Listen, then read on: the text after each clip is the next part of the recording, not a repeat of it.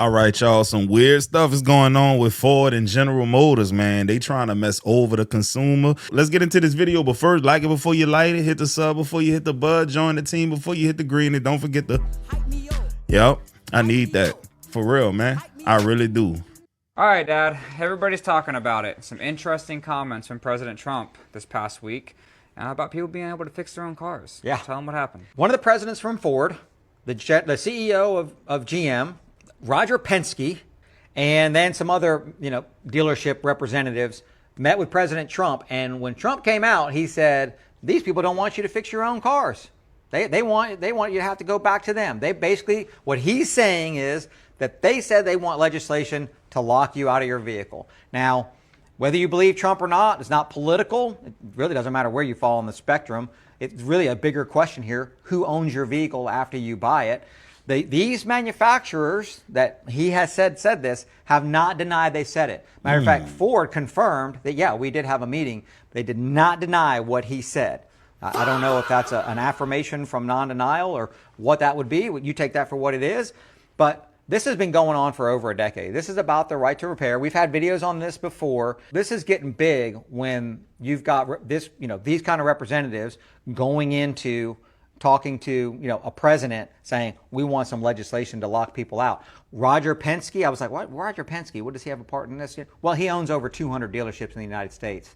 So I'm sure if he owned over 200 independent repair shops, his stance would be a little bit different, but he doesn't. So he's in there because obviously he's a powerful entity. They want legislation to limit what you have access to for your vehicle. Now, I'm going to tell you what the automakers their reasoning that they say why they need this. And that is, and I'm not saying this is untrue, they're saying, well, if we just give people access to stuff, because most of it is software, you're going to have hackers getting in here, and they're going to be able to do all kinds of stuff with the car. Not untrue. There's a lot of stuff on a vehicle that's autonomous. You've got steering that can be, that's computer controlled. You've got braking that's computer controlled. You've got acceleration that's computer controlled. Yes, so if somebody were to get in there, they could affect that kind of stuff. But that's their excuse for saying that we need this legislation. My thing is, you guys need to figure out a way to, make sure that people can't do that, right, without having to lock everything down so nobody can get into it. For me, the real reality is this. Dealerships used to represent about 33% of all automotive repairs, right? So 33% of automotive repairs went back to a dealership. That's dropped down recently to 29%. Wow. At the same time that was happening, your independent repair shops have grown from about 266,000 to 300,000. So independent repair shops, there's a big need. There's more of them coming out. The amount of people who want to go back to a dealer has dropped. Why do you think that is? This is what gets me is I don't mind competition. Let's have competition. Let's have them do a good job and me do a good job, and everybody decide where they want to go to get their car worked on. And if they want to fix it themselves. And if they want to fix it themselves, then let them have access to the information at a reasonable cost. And there's a whole other thing. We could do 12 videos on that. Reasonable cost.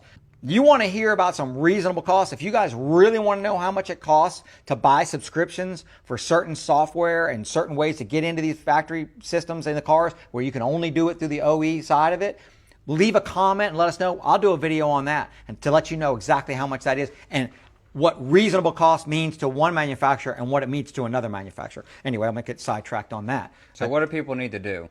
They need to reach out to their legislators because you've got these people that are in there lobbying for laws to be put on the books. We've already got laws that say you need to give us access. They're in there lobbying for laws to restrict that. And the only thing more powerful than a lobbyist going in and saying we want something done are people voting and people making phone calls and politicians getting worried that they won't get reelected. The best thing about social media is this. Yes, I only have one vote. You only have one vote. But you know what? Through this, you share this video and get it out in the world so people will make phone calls and go, listen, we heard this was happening with GM and Ford, and you know what's happening with all of them.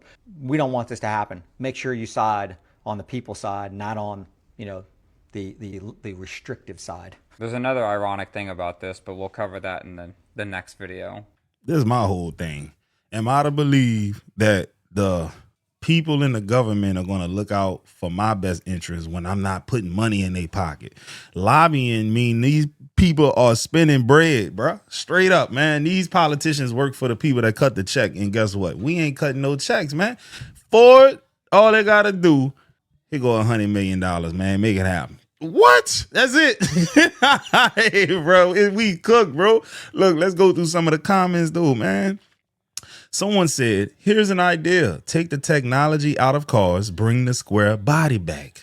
The more technology they add to the cars, man, the more complicated repairing them becomes, the more expensive repairing them becomes because it takes more time. It's more intricate moving parts, and people are going to charge you for the labor, bro. And then you already got a whole lot of unscrupulous people who don't operate above board 24/7 that work at these repair shops. Not all of them. They got some people that do good, honest work, but a lot of them, they do things like clock you for, let's say, 5 hours of labor when they know the job only takes an hour of labor. They got all kind of ways to get extra money out of the consumer, bro.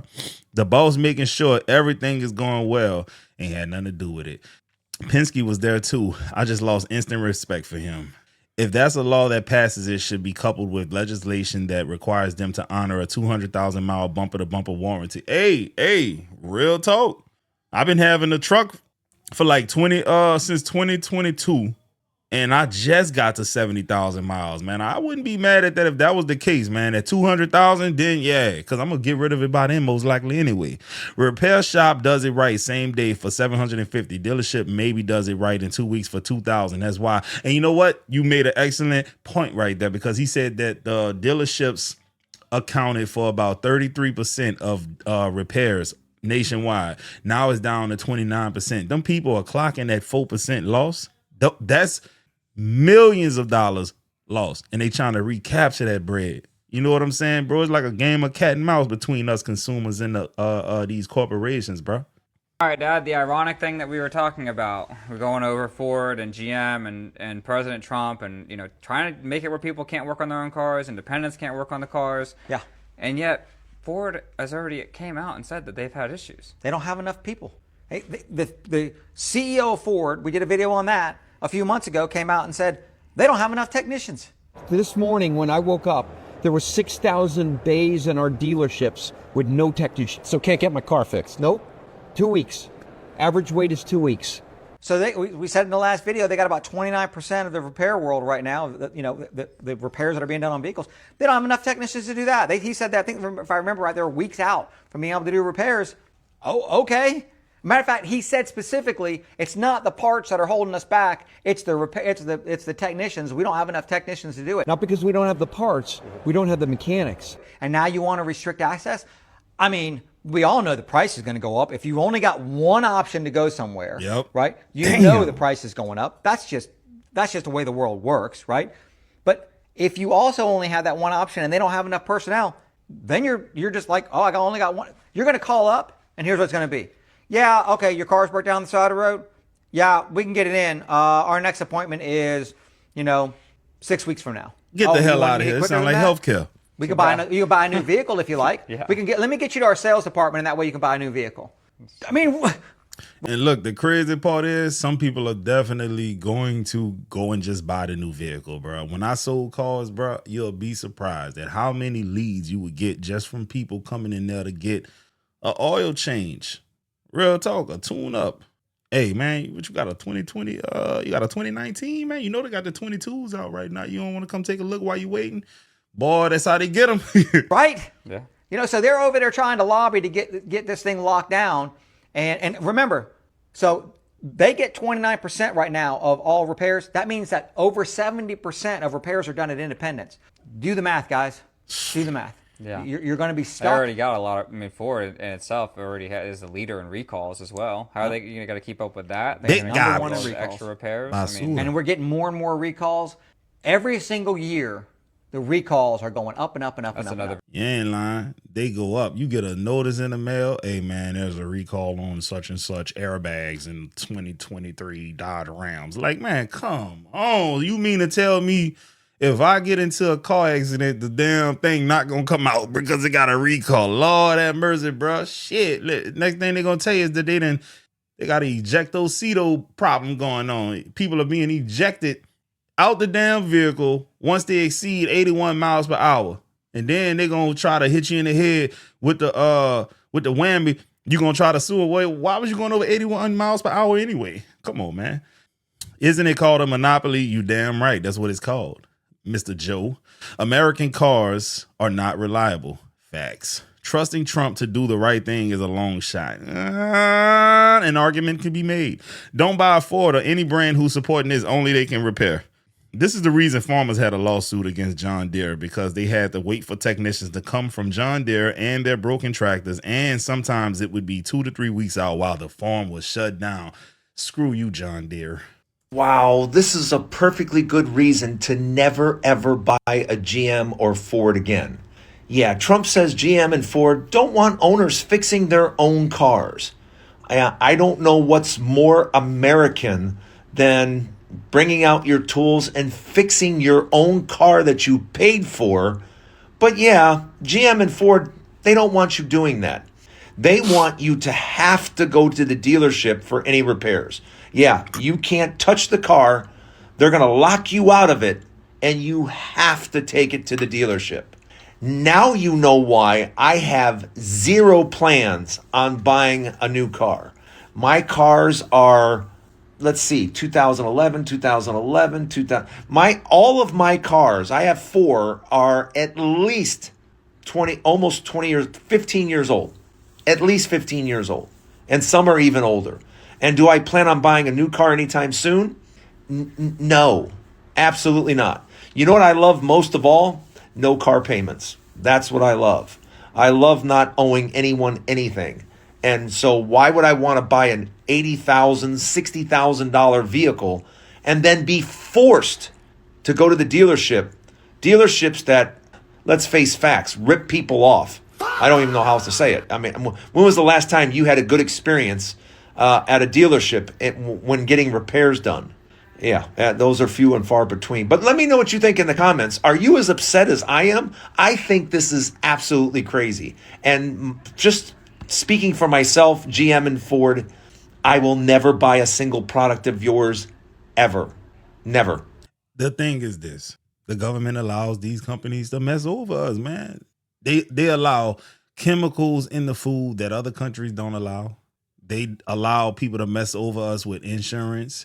They allow the states to take advantage of us with taxes. I mean, what do they actually do that help us, dog? Honestly, bro. Real talk. I mean, it's the list of things that I can think of where they actually hurt us, to me at least, is more than a list of things that we really benefit from, dog. It's an illusion, bro. I'm not going to hold you, bro. Yep.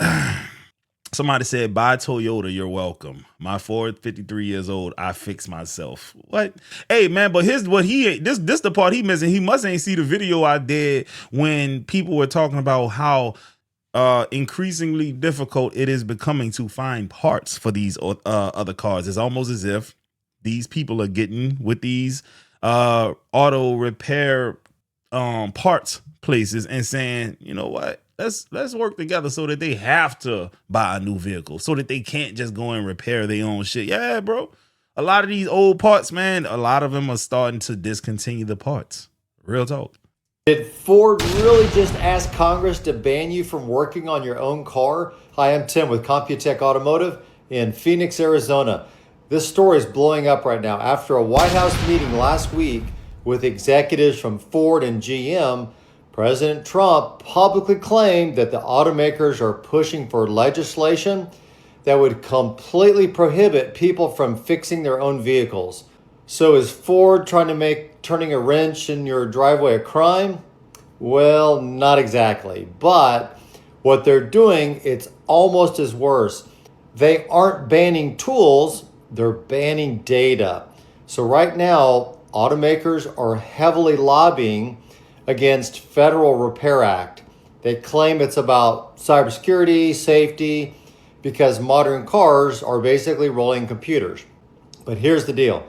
If they block independent shops and DIYers from accessing wireless diagnostic data, software, calibration, digital security gateways, etc., they don't need a law to ban you. The technology does it for them. You're forced back to the dealership Go for figure. everything.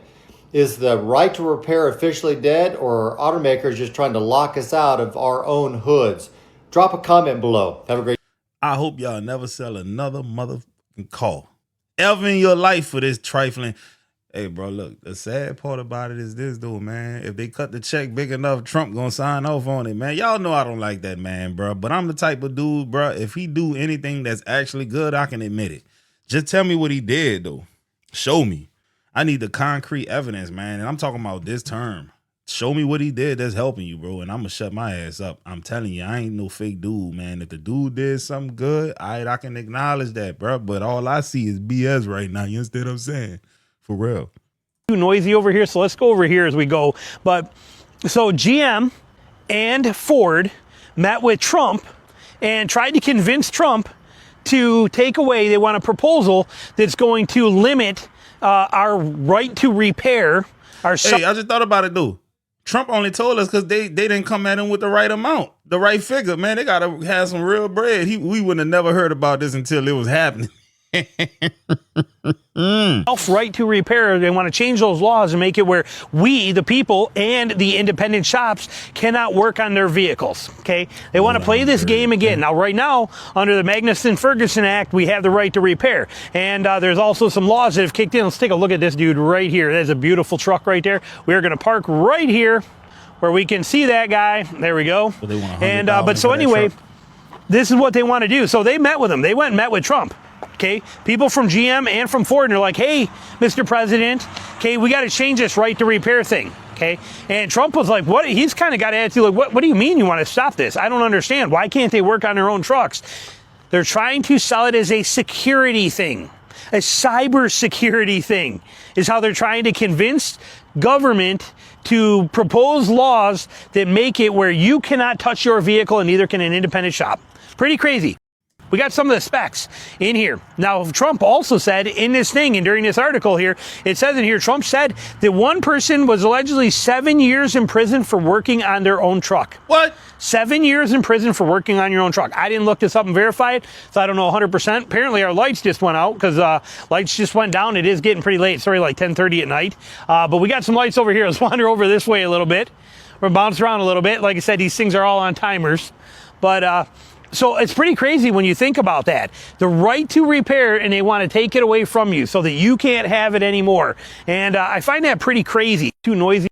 I can actually see it getting to the point where, like, if the legislation is passed, it is a federal crime for you to go and do it because of whatever reason.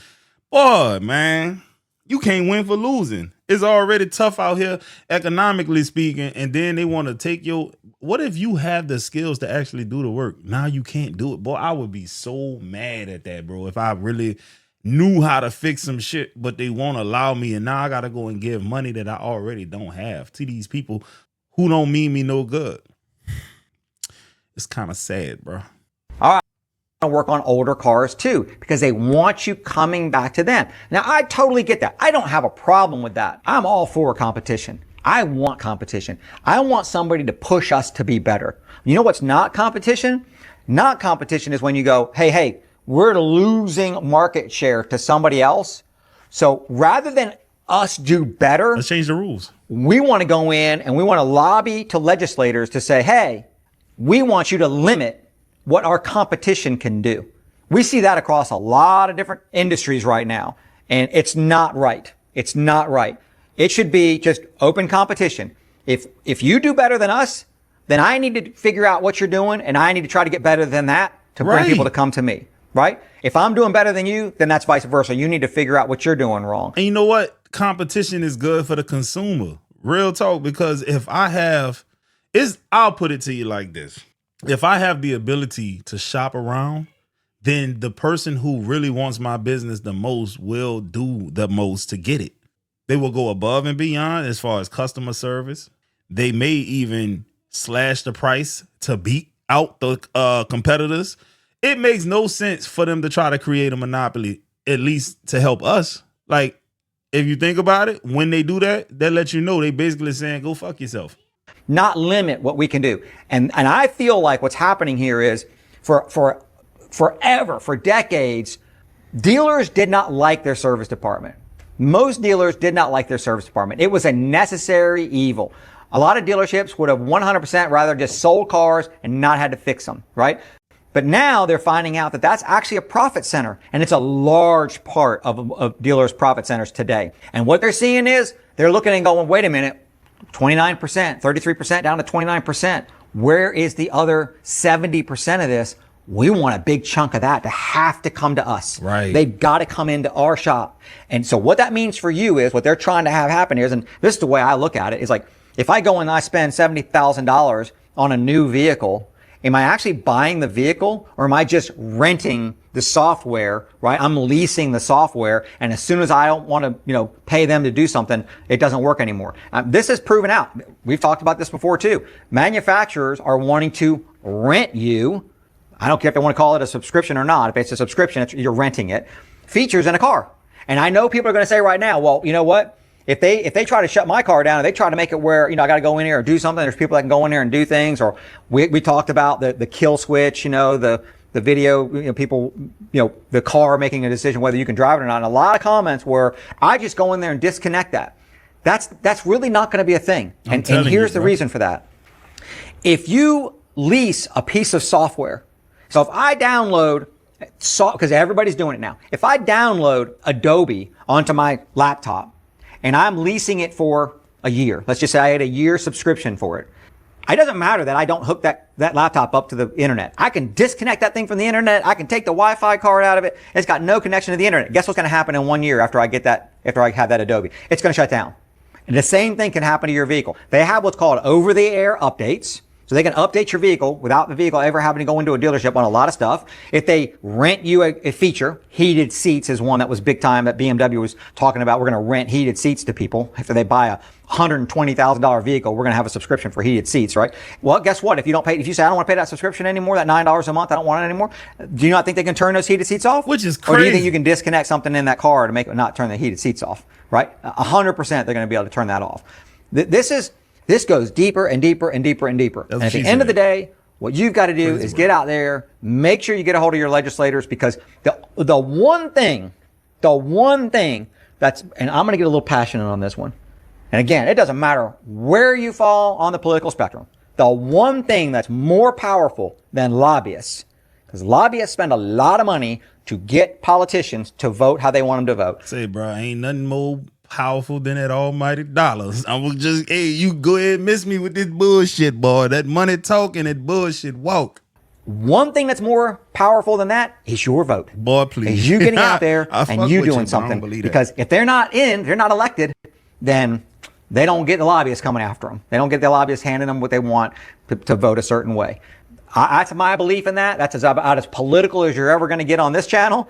But it's really making me see things here when we've got manufacturers that are actively trying to get you where you don't actually own your vehicle. All right, guys, that's it for this video. I'm passionate about it. I'd love to know if you're passionate about it. If you are, jump down there, leave a comment down below. You want to fix your own vehicle. I know if you're watching this channel, you do. So get down there. Yeah, man, that's crazy. That is wild. All right, hope y'all enjoyed the video, man. Let me know your comments, man, your thoughts, your concerns, and don't forget to hype me up. I need that. Hype me up.